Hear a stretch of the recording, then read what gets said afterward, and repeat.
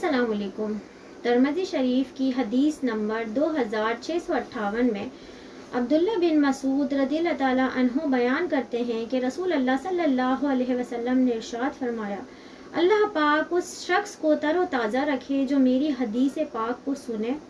اس کے بعد اسے سمجھے اور پھر یاد کرے اور پھر دوسروں تک پہنچائے۔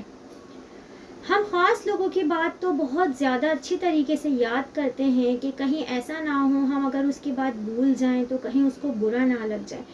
مگر اس کائنات میں، پوری کائنات میں اللہ رب العالمین نے سب سے زیادہ خاص ہمارے پیارے آقا صلی اللہ علیہ وسلم کو بنایا۔ تو ہم خود سے سوال کریں کہ ہمیں کتنے اپنے پیارے آقا کی حدیث مبارک یاد ہیں، کتنی حدیث کو ہم نے صحیح طریقے سے سمجھ لیا، یا کتنی حدیث پاک کو ہم نے دوسروں تک پہنچا دیا۔ اگر ہم حدیث پاک سے محبت کریں، ان کو یاد کریں، تو دنیا اور آخرت میں جو بھی ہمارے پیارے آقا صلی اللہ علیہ وسلم نے کہا کہ اللہ پاک اس شخص کو تر و تازہ رکھے یعنی خوش رکھے، تو ہمیں بھی اس دعا سے ضرور حصہ ملے گا۔ تو حدیث مبارک کو یاد کرنا، اسے سمجھ لینا اور اسے صحیح طریقے سے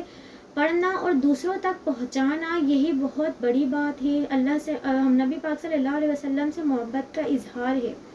تو نبی پاک صلی اللہ علیہ وسلم کی سنت پر عمل کیجئے، حدیث شریف کو یاد کیجئے، اس کو سنیے اور آگے تک پہنچائیے، اس کو سمجھیے۔